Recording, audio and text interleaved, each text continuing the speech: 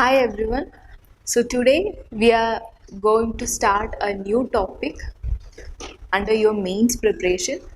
So it is Indian society, which is coming under GS 1 of your mains paper. Right. So before going into the syllabus and all other aspects of this particular topic, let's discuss what is the relevance of having Indian society incorporated in your mains syllabus or your preparation. So, what is the importance of knowing about Indian society? Yes, as civil servants, you are responsible to work at the grassroots level, right? You will be seeing different people coming from different state of the society, from different culture and backgrounds. So it is very important for you to have a basic understanding of the Indian society, how it works, how the different institutions are built upon the Indian society, and their interdependence. All these things or all these aspects are very important for you, right? Because whenever a social issue happens, it is very important for you to identify the problem or the causes of such issues, what will be the implication on different uh, sections of the society, and you should contribute something to the policy making as well as you are coming in the implementation part, right? So it is for all these things, it is very important for you to have an understanding and basic knowledge about the Indian society and its working. So that's why it is incorporated in your mains syllabus. Right. Now, when we deal with Indian society, as I have told earlier, it is coming under GS1 of your mains paper. Right. Even though it is specifically mentioned in GS1, your knowledge on Indian society can be equally applied in all the GS papers, whether it be GS2, GS3, GS4. Your ethics paper is also having many questions that comes from the society part, and your knowledge in Indian society can be applied well there also. And even in your essay paper, recently we can see a trend that at least one or two questions from society perspective or society perspective essays are being asked. So there also you will have an edge if you have thoroughly prepared Indian society. So it's a very important uh, topic which you should not skip, right? People generally tend to say that it is a very general topic where you can write, if you know some general aspects of the topic, you can write good answers. But even though it is general, you need to be specific when the question asked, and your approach should be like you should be updated while dealing with Indian society. We'll deal with it, right? So whenever you are dealing with a mains topic, or whenever you are dealing with your preparation for some topics, it's like there are some things that you should keep your focus upon. Okay, the first thing is that you should identify or you should understand what is the demand of the syllabus. Okay, it is very important. You should you should know or you should understand what is the demand of the syllabus, what to study, what not to study, right? So that is very important. For that, you should be aware about the key terms which are specified in the syllabus, right? So the identifying or understanding the demand of the syllabus is very important, right? You should not deviate from the key terms or topics of the syllabus. It's very important. The second thing, or the second most important thing, is which you should do for every topic of your preparation, that is analyzing the previous year questions, whether it be prelims or mains. Analyzing or going through the previous year questions is very important to understand the trend. And also, while you are going or analyzing the previous year questions, you will be able to understand what or how much portion of the marks is being contributed by this particular topic alone. Okay, so when you are dealing or when you are going through the previous year questions of Indian society, you will come to know in GS1 paper how much marks Indian society is contributing, how much Indian society alone contributes to GS1. And also you will come to know on an average how many questions will be asked in GS1 from Indian society. So likewise conclusions can be made by analyzing previous year questions, by only analyzing previous year questions, right? So analyzing previous year questions is very, very important. The third most important thing is the approach, how to approach the topic, right? So how to approach is like, for Indian society, as I've told earlier, though we have a clear cut syllabus mentioned, but the Indian society part is dynamic, I would say, because social issues, we know around us there are different social issues, and every day one or two articles will be coming in the newspaper related to the social issues or with regard to some society perspective angle. Some articles will be there, at least one or two articles will be there in the newspaper. Read it, identify the key terms of your syllabus in the article and try to relate, oh, this particular article is coming under, oh, this particular social issue is coming under this part of my syllabus. Make note on it and keep updating your material or your own notes. This is what is required in Indian society. It is very, very important for you to read newspaper and magazine. Magazine in the sense, Yojana is a very good source for your Indian society preparation. You will get many society related perspectives and articles from Yojana magazine. So it is very important. And reading newspaper, daily reading newspaper is also very important for your Indian society part. So your approach should be syllabus oriented, as well as an updation should be there from your part. The syllabus oriented approach will deal in our class. We will see all these topics in our class, but your job is to update it with your reading of newspaper and magazine. That you have to do.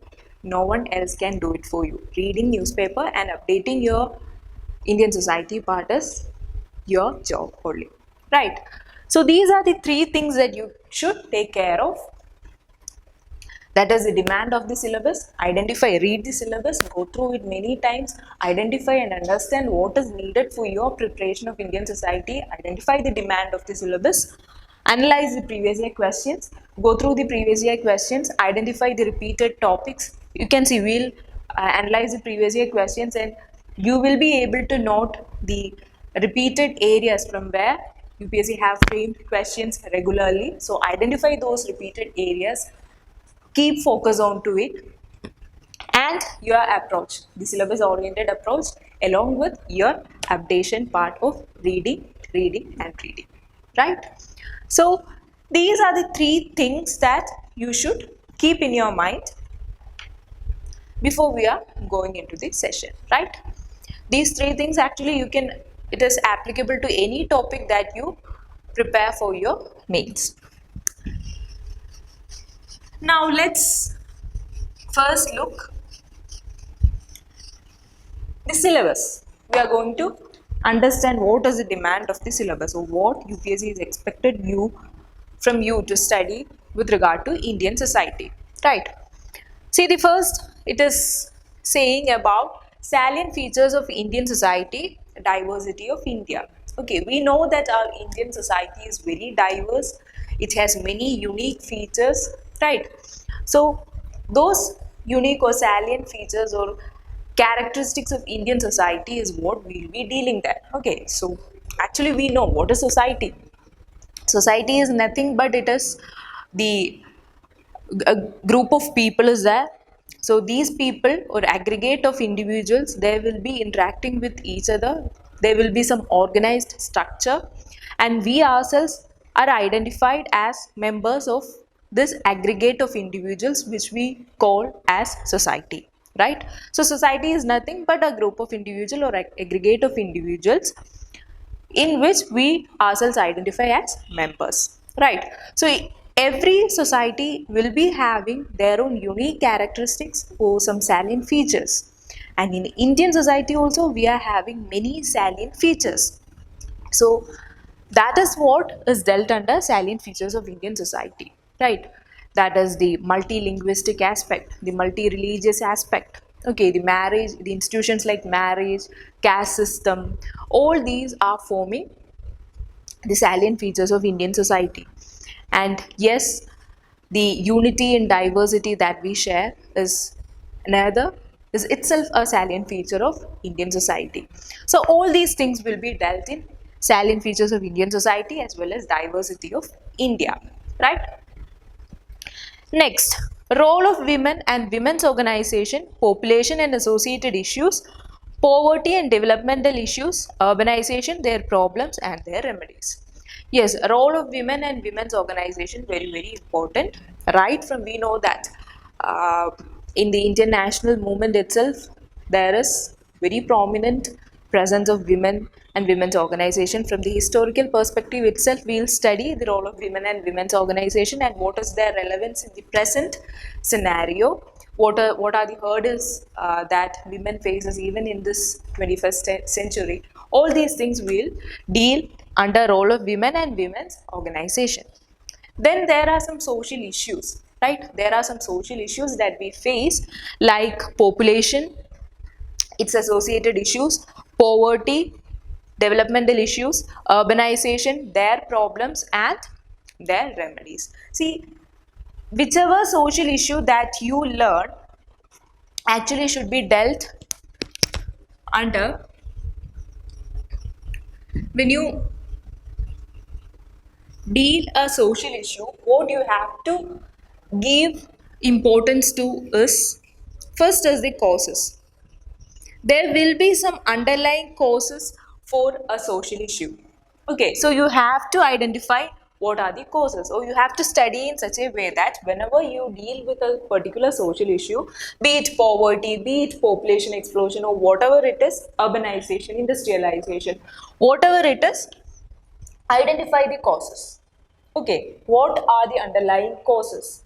That can be social, economic, political. All these causes you should identify. The next is the consequences.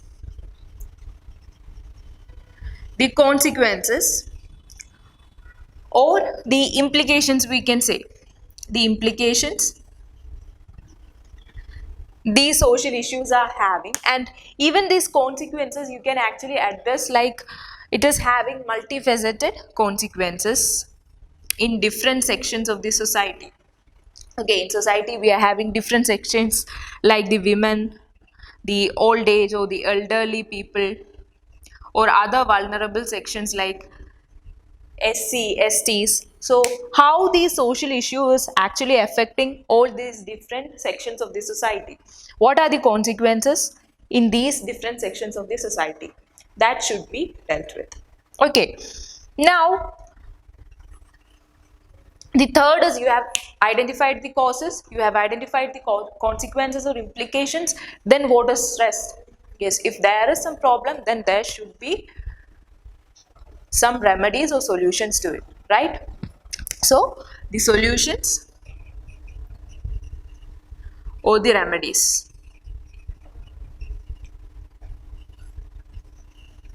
The solutions or the remedies that are in place or that should come, or the way forward, all these things should be dealt under this head, right? So whenever you deal with some social issues, this should be your overall idea. Or whenever you read some article in newspaper, you can see whenever you read an article with related to a particular social issue in a newspaper, you can actually identify these three heads. right? The causes will be mentioned there, the consequences will be mentioned there, and the solutions in place or the way forward will also be mentioned here. That's why you should read, or you should have a habit of reading newspaper, right? Now again, in this you are having another angle, which is the, or you can say, the constitutional safeguards, the provisions associated with it. The constitutional safeguards, right, the constitutional safeguards which are relating to this particular social issue. What are the safeguards that are mentioned in the constitution to eradicate or tackle this particular issue, or the acts or legislations brought to tackle this particular issue. Okay, so this is another angle of dealing with a social issue, and this particular aspect is actually, you can say, is more mentioned in your GS2 syllabus, and questions when asked with related to Indian society in GS2, you can actually expect questions from this side. Okay, the constitutional safeguards, or the acts or legislations which are related to some particular social issues and all. Even in society itself, this particular angle is being asked, right? So whenever you deal with a social issue in general, this all things should be there in your mind. Okay, the causes, the consequences or implications, the remedies or solutions, as well as this constitutional safeguards, the acts, the legislations, all these things, the government interventions, the new schemes, all these things should be there. So this is how you should address while reading a social issue. These all things should be there in your mind. So while studying population and associated issues, poverty and developmental issues, urbanization, their problems and remedies, we'll see it in such a holistic manner, right? Now, the third is effects of globalization on Indian society. Effects of globalization on Indian society. See, you know what is globalization? It is actually integrating the national economies into a global economy, right? So while doing so, like the two sides of a coin, it is having its own advantages as well as some effects on the society as a whole. So the effects of globalization of Indian society, like effects of globalization in on the elderly people, on women, so different sections of societies are there. So how it is actually this globalization is being affecting these particular sections of the society is being dealt there, and questions have been asked from year to year, like the effects of globalization in one particular section of the society. The next year another particular section of society will be asked with regard to globalization. So that part is very, very important, right? Last is social empowerment, communalism, regionalism and secularism. Okay, so social empowerment is actually, what is empowerment? What is empowerment?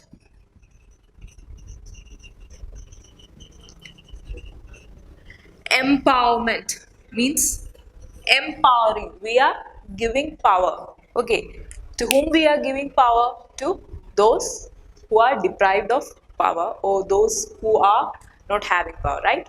So empowerment is nothing but giving power or making them stronger in favor of claiming their rights, or we are helping them to make them stronger to acquire their or to claim their own rights. Okay, so actually we are having like political empowerment, economic empowerment, but unless and until you are not having, unless and until you are not having social empowerment, the other empowerments are meaningless, right? So social empowerment is nothing but it is actually dealing with a sense of autonomy or independence, or it is empowering all the sections of the society, right?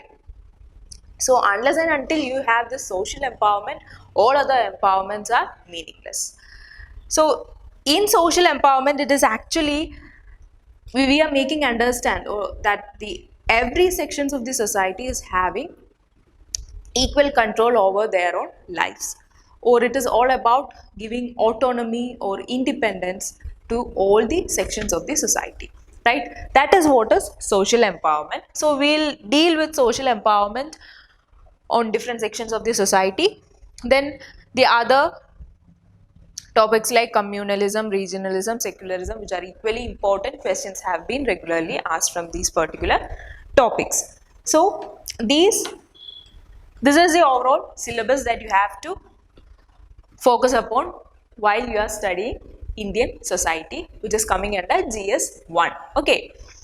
Now, so we have actually identified or understood what is the demand of the syllabus, what you need to study, okay, and what you need to study and what you need not. Okay, don't deviate from your syllabus. It's very important to stick on to the syllabus and study. At the same time, have a broadened reading. Reading skill is very, very important. Okay, with regard to this particular syllabus itself, read newspapers and magazines. That's enough for you to answer a question if it is asked from a recent social issue. This basic understanding plus your reading knowledge, right? Now the second part, what is the second most important thing is to analyze the previous year questions, right? So while looking the marks from society, that is under GS1, this is the trend analysis of Indian society from GS1 alone. So it is like from 2013 to 2019 we are looking how the trend is. So in 2013 approximately 40 marks, okay, 40 marks was asked from Indian society alone in GS1. Then in 2014 it was 50 marks, then 2015 75 marks, 2016 more than 60 marks from Indian society in GS1. Then 2017 again 40 marks, 2018 the highest percentage of marks from Indian society under GS1, that is 90 marks from Indian society alone in GS1. And in 2019 it was like 75 marks. Last year approximately 75 marks was contributed by Indian society in GS1. So on an average we can say 60 to 65 marks you will get or you can expect from Indian society. On average 4 to 5 questions you can expect from Indian society alone in GS1. Then there are other GS papers also where you can equally apply the knowledge of your Indian society in GS2, GS3, your ethics paper as well as for your essay. Right. Now we are actually going to look, or we are just glancing through the previous year questions, and we will understand how the questions are asked and how you should prepare, what are the important areas from which repeated questions have been asked under Indian society, right? So see, the first, this is 2019 mains GS1 paper, that is from Indian society questions. The first question is, what makes the Indian society unique in sustaining its culture? Discuss. As I have told earlier, we are having a very unique and diverse society and culture. So it is asking, what makes the Indian society unique in sustaining its culture? So it is actually from the first part, that is salient features of Indian society and diversity. So culture, Indian culture is a very, very important topic. Empowering women is the key to control population growth. Discuss. We have seen women is there in your syllabus. Population and its associated issue is also there in your syllabus.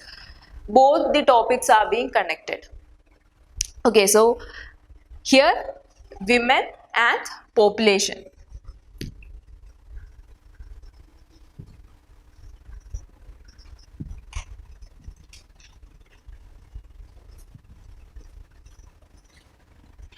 Right. Again, the third question. What are the challenges to our cultural practices in the name of secularism? We know recently landmark judgments are being made by the Supreme Court, as well as there are many social issues relating to religious practices and secularism, and daily we can say 1 or 2 articles are there in the newspaper, right? So this particular question is relating to your cultural practices as well as secularism.